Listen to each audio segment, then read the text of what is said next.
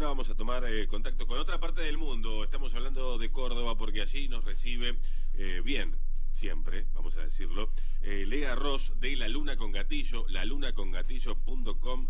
Siempre recomendamos este sitio para actualizarse de un montón de cosas, para leer las notas de análisis y de opinión que allí encontramos y también de investigación. lalunacongatillo.com. Lea Ross, su director, podemos decir. ¿Cómo te va?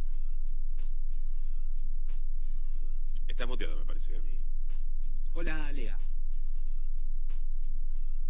Te vemos pero no te escuchamos, a ver. Es el mood de la conversación de Meet. Hola, hola. Por ahí tenés que volver a salir a entrar. Bueno, ¿Se me escucha? Ahí te sí. escuchamos. ¿Cómo te va? Bien. Acá estamos, disfrutando, no sé, que sube un poquito la mínima térmica por esta zona. En este momento estoy en la ciudad de La Falda, Córdoba, así que tuve una ventisca escocesa ayer, así que el día del amigo la pasamos con una neblina que no sabía si aparecía Jack el Destripador o una cosa así, pero bueno, por suerte. Así que bueno, por suerte ahora está subiendo un poquito la temperatura. Como dijo Cristina, más perdido que Turco en la neblina. Claro. Hay que poner- Me perdí en mi propio pueblo diciendo, ay, ¿dónde estoy? No veo nada, está todo blanco. Estoy perdido, no sé dónde vamos, no sé qué rumbo tomaremos. Todo como un cuento borgiano. Hay que sembrar plesiosaurios en el lago San Roque para que esté totalmente escocés la cosa. Y un abuelito, nos faltaría un abuelito en el San Roque, la verdad que sí, sería... Con demasiados químicos ahí presentes, quizás nunca se sabe que a lo mejor pueda emerger por ahí, tengamos nuestro propio Godzilla. Totalmente. Acá estamos con muchísima humedad, el cielo encapotado y agua que sale de la pared, del piso, de todos lados, ¿no? Humedad, digamos. Buenos Aires, humedad. Esquivando ahí el goteo, me imagino. El goteo, mirá, justamente de eso te quería comenzar a preguntar, a charlar sobre tu nota en el portal La Luna con Gatillo, los goteos del cordobesismo, justamente, que tiene que ver con el acueducto entre Santa Fe y Córdoba. ¿Cómo es eso? Bueno, la región centro de la Argentina, que bueno, está conformada por provincias como Córdoba o Santa Fe, Entre Ríos, un poquito más al oeste también, se puede mencionar Mendiolas, etcétera. Tiene una obra pública que quizás es la más importante de todas, que es un acueducto que apunta a recoger el agua del río Paraná para potabilizarla y suministrárselo a comunidades santafesinas y cordobesas. Esto en el marco de los pronósticos sobre el crecimiento demográfico y la demanda de agua que eso requeriría. En este momento ya hace pocos días empezó el inicio de obras. Es un acueducto muy largo, como se podrán imaginar, desde el río Paraná hasta la región del Gran Córdoba, o sea, centenares de kilómetros, y que requiere mucha financiación externa. Por ahora se está solventando con préstamos que otorgan países árabes, como fondos de Kuwait, quizás Emiratos Árabes van a dar unos aportes, exactamente. No sé, no he visto odaliscas, pero algo de eso podría haber también. Y bueno, el asunto es que hace ya pocos días recibió su primer chirlo institucional. En este caso fue la Defensoría del Pueblo, que es una institución que brega por derechos humanos, donde advirtió que los trámites de evaluación de impacto ambiental parece que estaban flojos de papeles. En particular veía que, como es una obra pública que tiene la particularidad que interviene en distintas provincias, o sea, es interjurisdiccional, la Defensoría interpreta que el Estado Nacional debería estar interviniendo en asuntos como esto. Sin embargo, lo que ve es que Santa Fe no solamente le dio el aval ambiental para iniciar las obras, sino que incluso ve que, por ejemplo, no hubo instancias de participación ciudadana. La ley de ambiente nacional dice que cuando hay obras prominentes, la empresa o el proponente debe presentar un estudio de impacto ambiental, o sea, un informe técnico donde explica qué impacto va a tener y cómo lo va a remediar.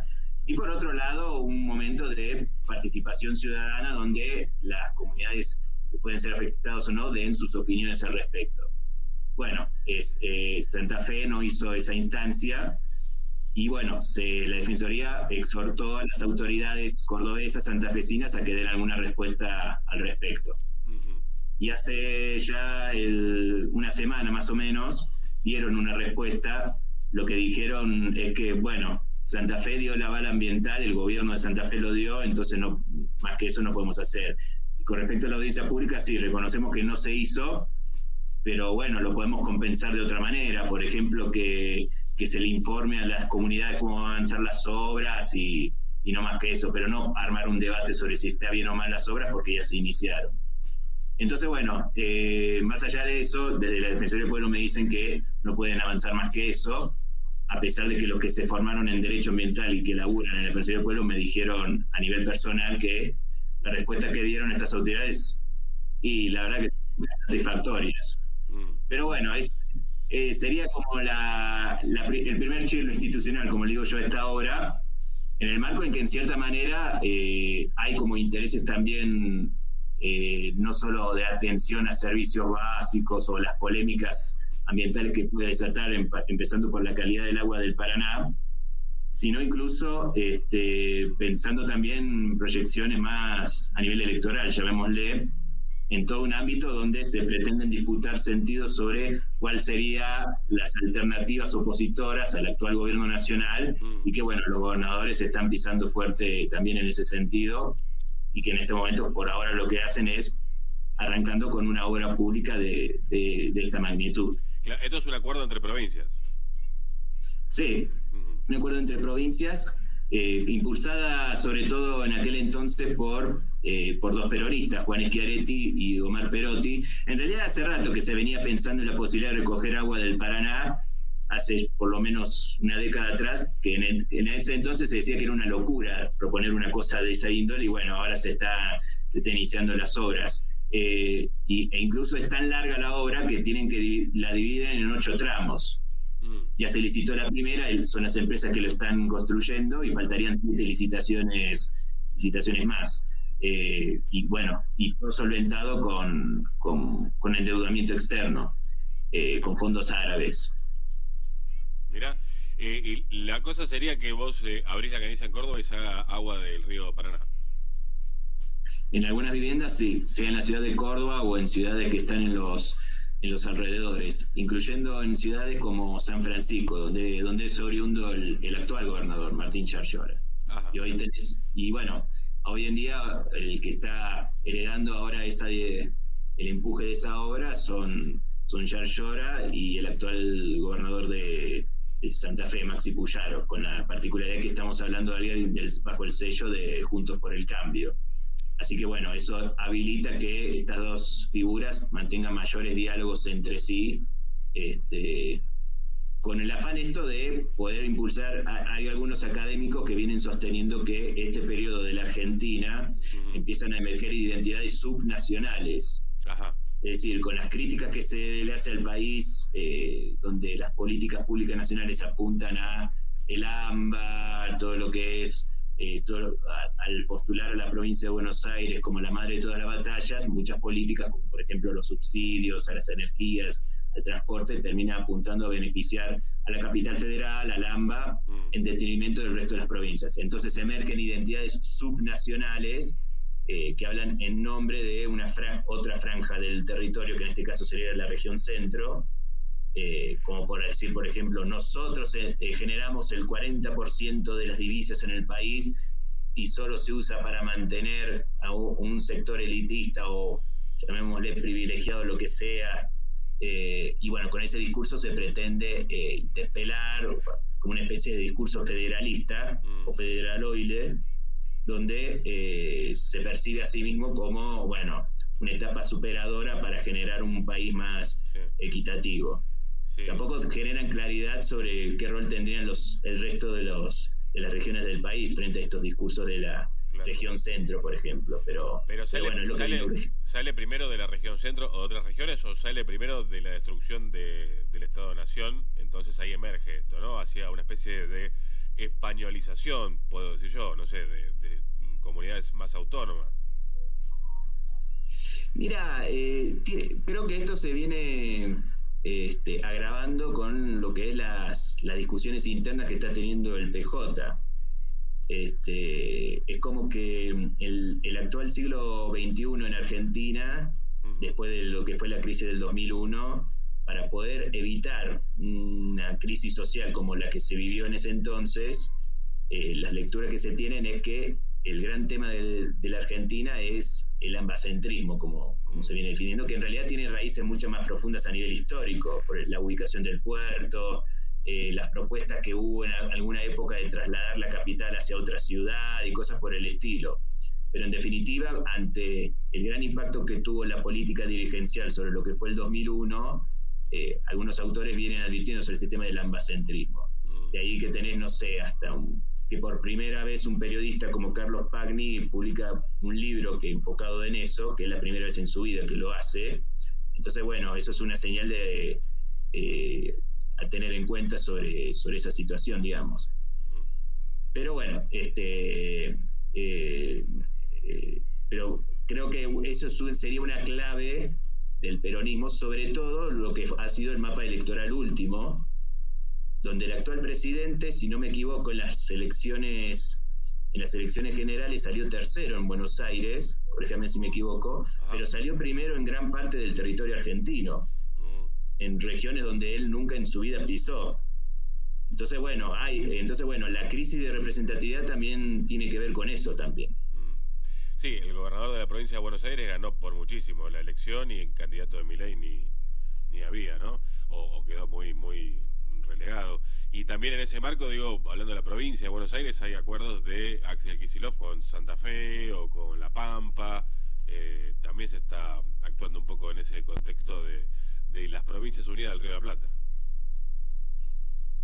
Claro, creo que cuando uno presta atención a las distintas figuras del peronismo polemizando entre sí, evidentemente hay en la figura de Kicillof es el que tiene un poco más de ventaja por ser, bueno, el gobernador de la provincia de Buenos Aires, el que por ahora, por lo que se ve de lejos, no hay muchos conflictos en la región bonaerense, entonces como que administrativamente lo viene manejando más o menos bien. Tiene el dilema que, bueno, bajo el cántico, entre comillas, de hay que cambiar de canción, implica dialogar precisamente lo que está haciendo Yarlora, de pretender dialogar con otros gobernadores para poder forjar algo distinto, digamos. De ahí que Kicillof también puede dialogar con Puyaro u otras figuras que a lo mejor no tienen la misma sintonía ideológica, con las tensiones que eso genera con otras figuras, digamos, mucho más peronísticas. Pero creo que el gran tema del peronismo para mí, primero que nada, es que la gente no está entendiendo por qué hay internas en el peronismo.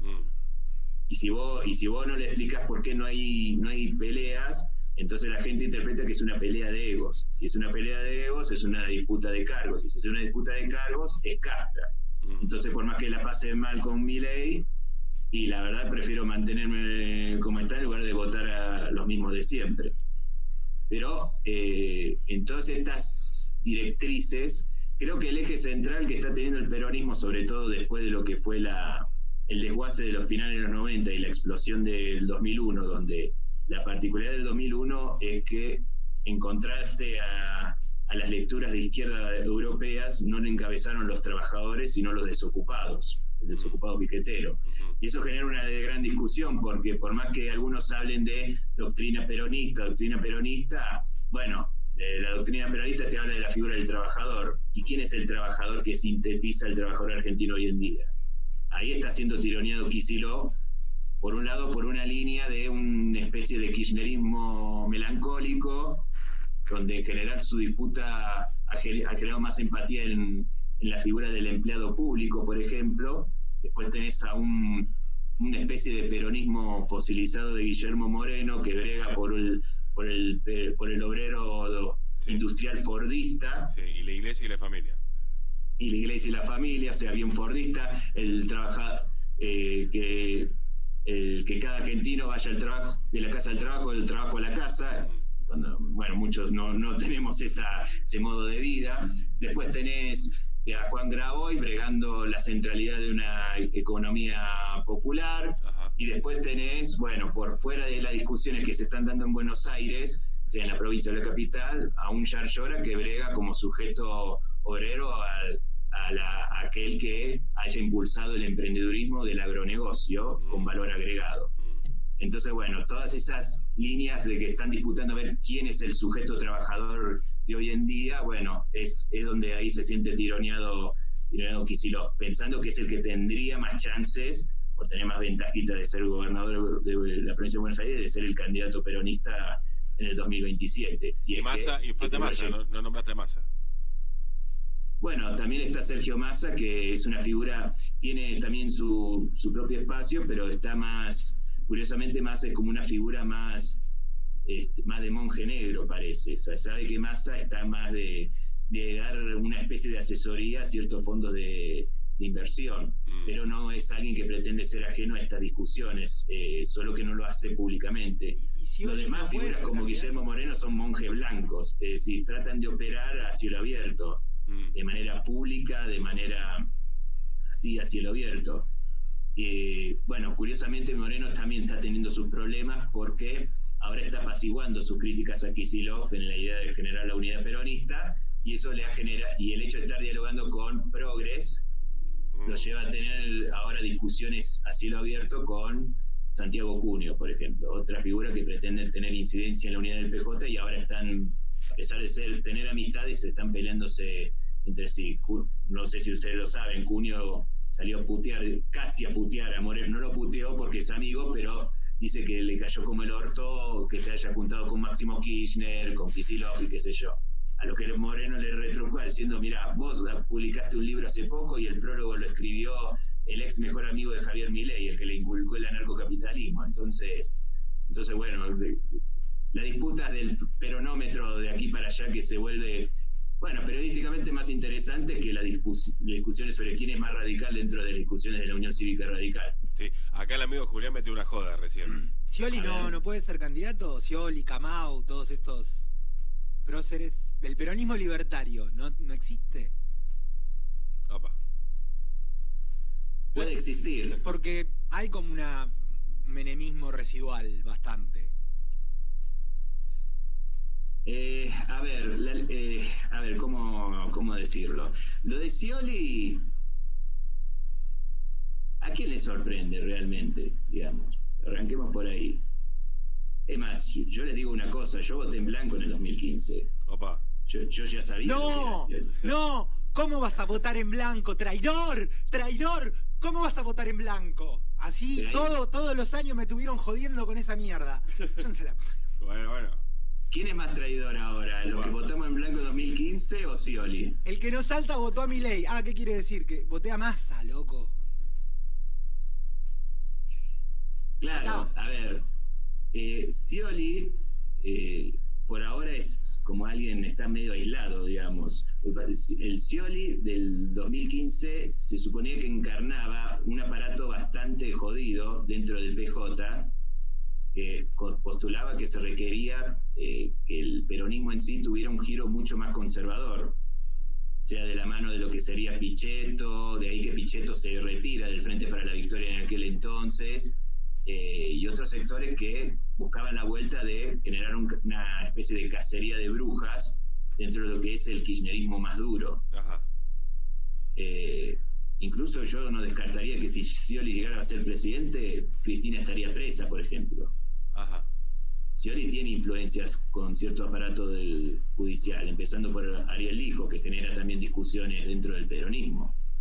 Por algo vos no estás viendo figuras del peronismo repudiando que Milei proponga a Ariel Lijo como integrante de la Corte Suprema, por ejemplo. Eso como para tenerlo presente.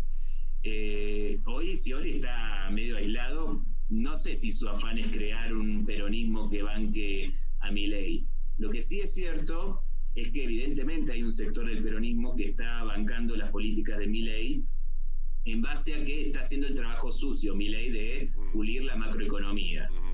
Si es que no se destruye todo antes, o sea, un trabajo bastante sucio está haciendo. Claro, por eso la lectura es esa. Milei se va a comer el costo político de hacer todo el trabajo sucio que nadie quería hacer. Reforma laboral. Sí, o sea, lo de la emisión monetaria, pulir las deudas en pesos que tiene el Banco Central. Ahora tenemos esta situación de la fase 2 que es bastante complicada y que creo que está generando algunas relecturas al respecto, pero el peronismo, hay un sector del peronismo que ve que como este gobierno es extremadamente fiscalista, solo le interesa el que haya déficit fiscal cero o superávit, retornar toda esa serie de números que den positivo, que permita atraer inversiones, para de ahí ya proponer algo más desarrollista, algo más productivista. Pero para eso requieren que el saldo esté más o menos pulido.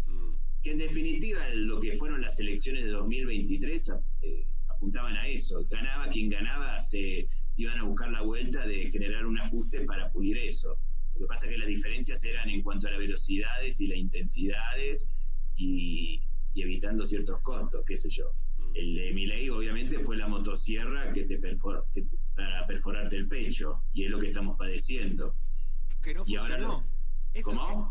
Digo, esa teoría del ajuste que iba a ser el trabajo sucio, bueno, no funciona. No necesita más ajuste. O sea, hace 15 años, no 15 años, pero desde el 2015 que se está ajustando la economía argentina. Claro, bueno, Guillermo Moreno te diría que un poco antes. Arrancó con Kicillof como ministro de Economía. Con la devaluación de Kicillof, sí. Exactamente. Pero es así, digamos, el ajuste, o sea, todas estas cuestiones la terminamos pagando gran parte de la sociedad, digamos. Pero en definitiva, en lo del 2023 se discutía eso, básicamente. Se eligió la más feroz de todas y ahora se espera que el gobierno avance, que se le posibilite dándole una mano con la aprobación de la ley bases, con el Paco de Mayo y esas cosas. El Paco de Mayo. El Paco. Sí. Bueno, qué sé yo, hubo un diputado que dijo que la ley de bases era pasta base. Bueno, sí. Después fue la ley gases. Bueno, sí. Pero si es la ley de pasta base, bueno, tenemos el Paco de Mayo también. Perfecto. Que obviamente. Que lo loco es que el Paco de Mayo no tiene ningún valor jurídico, es una cosa meramente declarativa.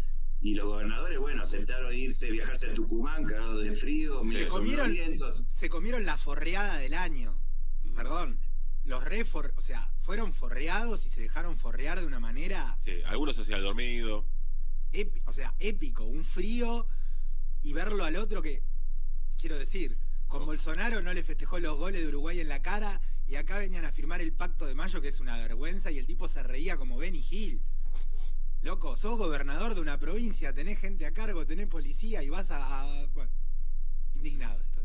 Se dice que lo que más les molestó fue que, se los obligó a ir con una determinada vestimenta de colores negros. Sí.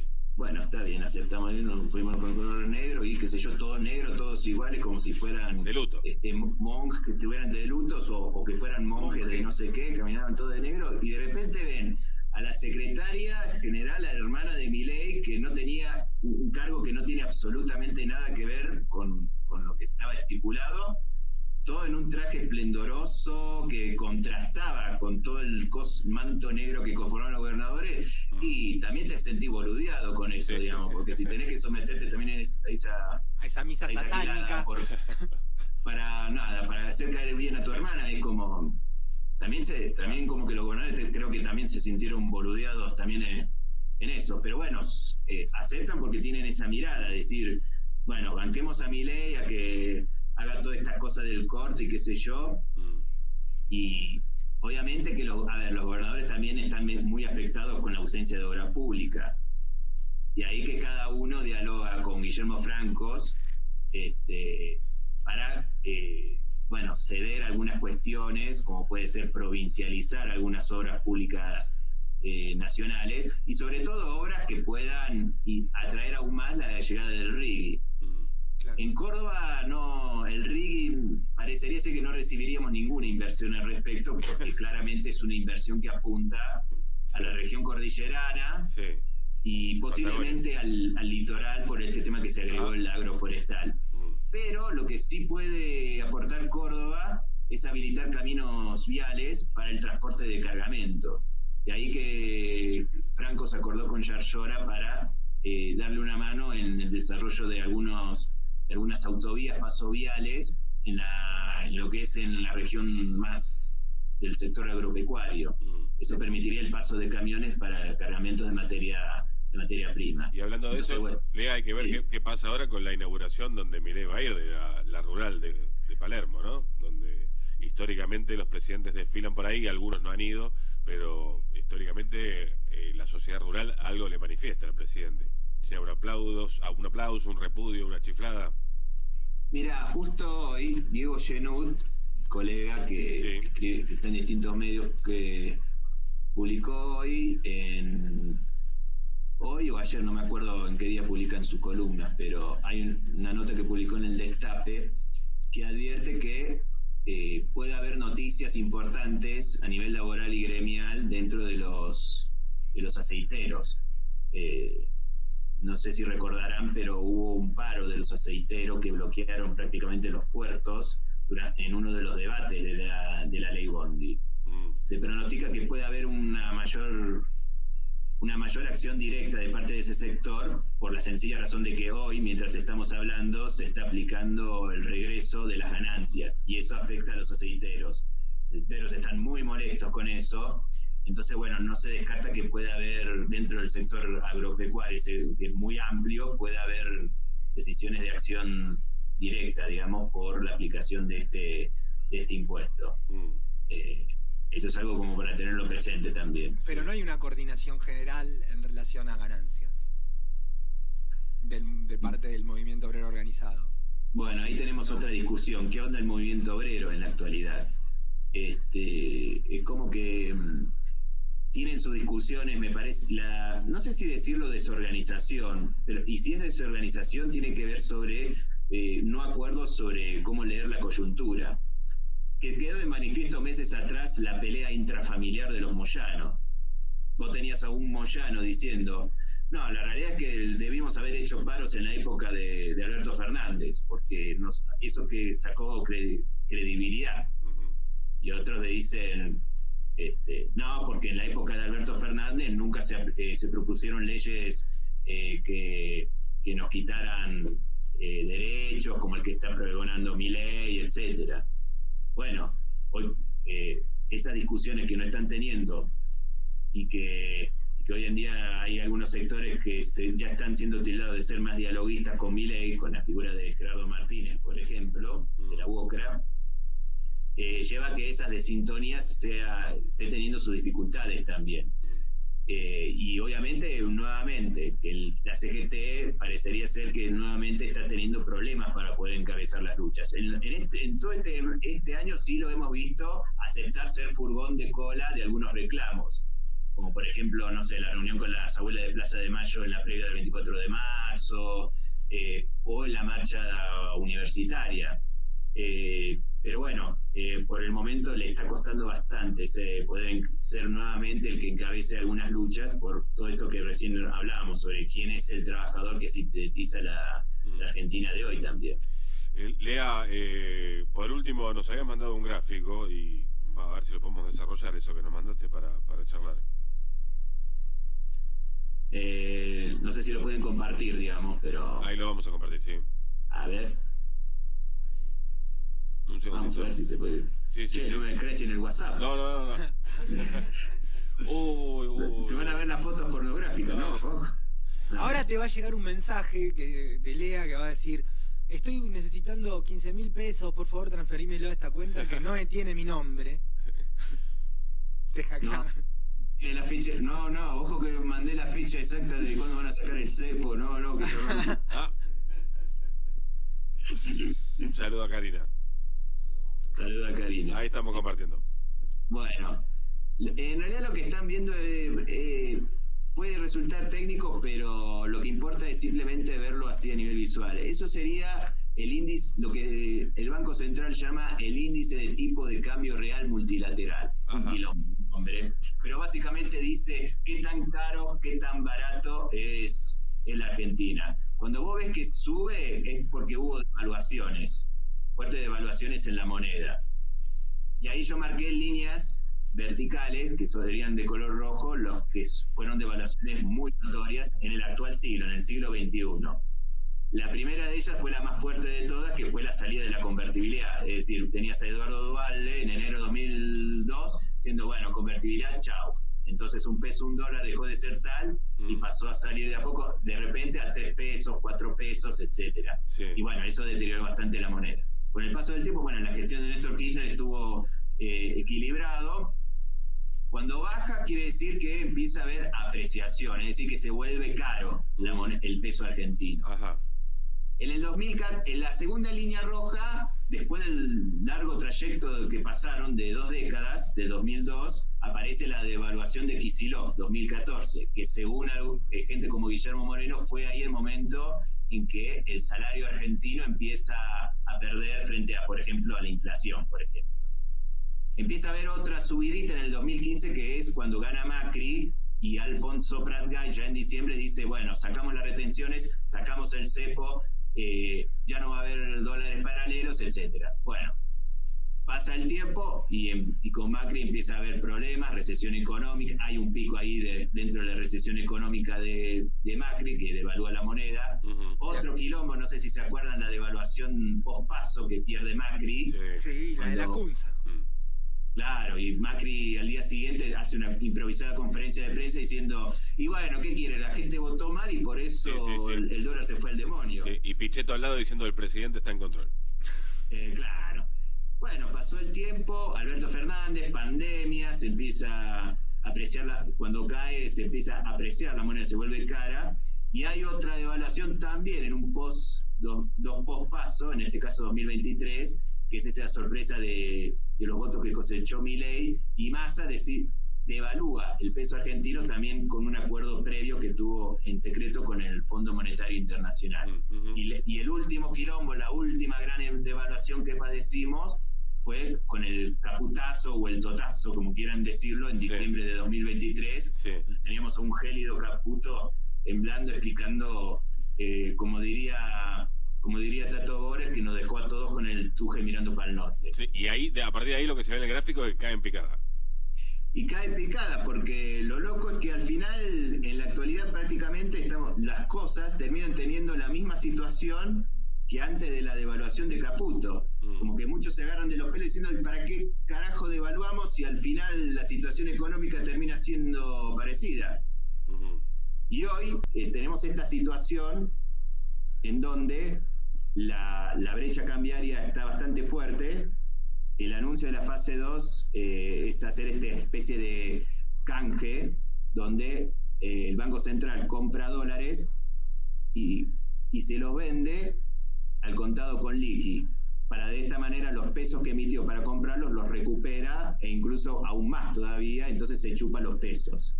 Todo eso para achatar la cotización de los dólares paralelos.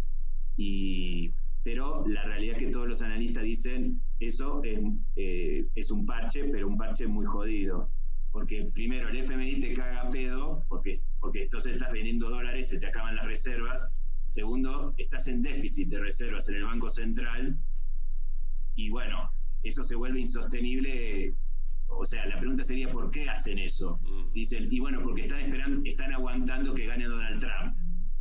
Pero todos los analistas dicen, pero Trump va a asumir a inicios del próximo año. O sea, vamos a estar medio año quitando las reservas para mantener la brecha cambiaria. Entonces, está esa situación, o la otra situación es, bueno, eso, lanzar la quita del cepo para que no haya más brecha cambiaria, que no exista más dólar blue ni dólar paralelo. Pero eso va a generar otra devaluación como el de Caputo. Y como vemos en la imagen, quiere decir que tendríamos 3 líneas rojas en menos de un año. Y eso implicaría la desaparición de la clase media. Entre otras cosas. Entre otras cosas. Bueno, ese es el gran dilema que está teniendo. Hermoso panorama. Porque básicamente al final los dólares del RIGI no faltan muchísimo, y aparte porque por la propia ley dice que los dólares se pueden irse como quieran, cuando quieran. Y 3 años se tienen que quedar ahora al principio. ¿Cómo? ¿No se tienen que quedar 3 años ahora al principio? Sí, bueno, pero el gobierno dura 4 años. Bueno, o sea, a ver, el FMI no te presta plata porque estás haciendo esta maniobra de tener menos dólares, para chuparte los pesos, y no te presta, y los únicos dólares frescos que tenés están en las silobolsas. Los silobolsas, bueno, ya están pasando el periodo de remate de los granos. Entonces, bueno, ese es el gran dilema que está teniendo el gobierno y frente a distintos sectores opositores que hasta el momento te diría que no son claros sobre cómo resolver esto. Esa sería una de las claves de por qué se mantiene la popularidad de Milei también, porque del otro lado no se ve nada a la hora de responder cómo solucionar esto. Faltaría que, obviamente, que se devalúe de una manera sola, porque lo haga justamente el mercado, y que los libertarios más locos del mundo, a través del presidente Milei, digan nos dieron un golpe de mercado, ¿no? Sería... Escuchar eso en la boca de Milei sería algo... Ya lo dijo, en la entrevista con Fantino dijo, nos atacaron 2 veces. Sí, el Banco Macro, uno. Sí, y los zurdos del FMI. Y los zurdos del FMI. Sí, otros dicen que, o sea, mencionan el grupo al más fácil, al Banco Macro, porque el que manejaba el macro, que se murió, era amigo de Sergio Massa, entonces ese es el más fácil. Pero otros analistas dicen, en realidad hubo otros 3 bancos que también intervinieron en estas maniobras, y uno de ellos, el principal de ellos no es el Macro, sino el Banco Santander, que están advirtiendo que aparentemente los bancos internacionales están yéndose de la Argentina.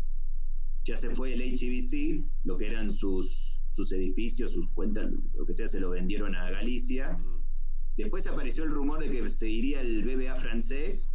Opa. Y ahora se comenta de que también se iría, esto es por rumores, ¿no? El Santander, los bancos internacionales, el Crédico, está ahí. Pará, sigue ahí. Que del otro lado no haya otra propuesta, ¿no quiere decir que hay un gran consenso liberal en todo el arco político? Sí. ¿Cuál es el consenso? Y que que el análisis que hacen de la economía es monetarista, liberal y de flujo de divisas. Más allá que discursivamente digan otra cosa. Bueno, es lo que, de alguna manera es lo que planteo, digamos, que explica por qué sectores del peronismo y gobernadores, etcétera, aceptan que Milei haga lo que haga, digamos. Puede que tengan diferencias en cuanto a la filosofía monetarista, pero lo único que esperan es que limpie, ayudarlo que llegue al déficit cero, digamos, buscar la manera en que se haga. Después tendrá sus planes más a largo plazo, como por ejemplo lo que dijo en el programa de Alejandro Fantino, de que la Patagonia se convierta en una base de inteligencia artificial, aprovechando la energía que se produce en el país y aprovechando el agua que hay ahí para refrigerar las computadoras. Y a la estratosfera en 3 horas. Claro.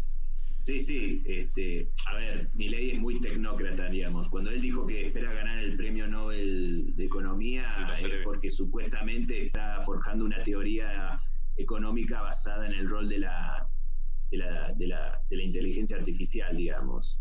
Bueno, hubo un paper muy conocido que se llamaba de los picapiedras a los supersónicos, es decir, de cómo la tecnología permitiría acelerar aún más la producción capitalista y de ahí generar mayor estabilidad, supuestamente. Pero bueno, más allá de eso, y que dicho sea de paso, creo que no hay ningún paper que lo haya citado a Milei como autor, por lo menos algunos registros lo señalan así. Creo que ese consenso liberal, te diría, sí, en el subconsciente argentino es así, digamos, pero porque el Estado argentino nació de esa manera. El Estado moderno se originó en 1880, digamos. Y por más que nos parezca irrisorio decir que tenemos que volver a ser 1880 cuando la demografía era totalmente distinta, hay ciertos consensos liberales que dan un cierto grado de razón al mismo. A lo sumo tienen que pensar adaptados a los tiempos de ahora, que no ven que Milei lo encarne de manera muy eficiente, por lo menos de lo productivo, ya que está siendo demasiado fiscalista. Pero sí, la política avaló la ley Bondi, el Paco de Mayo, el DNU, todo eso, porque consideran que se debe pulir todo aunque duela. Discutir alternativas, bueno, para ellos no es aceptable, o lo ven irresuelto, pero bueno, sí existe como una base subconsciente de lo liberal que se origina del propio origen del Estado. Lean, te agradecemos como siempre mucho la comunicación, entonces a través también de la inteligencia artificial, esas computadoras que se van a alojar en la Patagonia, y se van a refrigerar y van a generar criptomonedas y qué sé yo, van a terminar haciendo que nos gobierne el león de Narnia, efectivamente. El león de Narnia. Sí, que bueno. Es un buen gobernante. Es un muy buen gobernante, es un Jesucristo prácticamente, ¿no? Eso dicen. Sí, la fuerza del cielo. Sí, ya tenemos un presidente panelista televisivo. De acá a 10 años va a ser un presidente que ni va a pasar por la tele, sino en las redes sociales, sea TikTok o las próximas redes sociales, y de ahí a los personajes de ficción que va a crear la inteligencia artificial. Eso no te quepa la menor duda, digamos. Así que sea el león de Narnia, no lo descartaría en lo más mínimo. O la cabeza de Perón en un frasco también puede ser. Claro, le decimos a Lean que nosotros no estamos acá, que es un holograma, o no se lo decimos. No hace falta. Claro, ¿qué saben ustedes que soy real, No, por eso. Está claro. Abrazo grande, amigo. Muchas gracias por la conversación. Nos vemos. Hasta la próxima. Lea Ross, recomendamos como siempre lalunacongatillo.com. Ahí escribe Lea Ross todo este tipo de informaciones, de conjeturas, de análisis de la información con data propia y muy buena.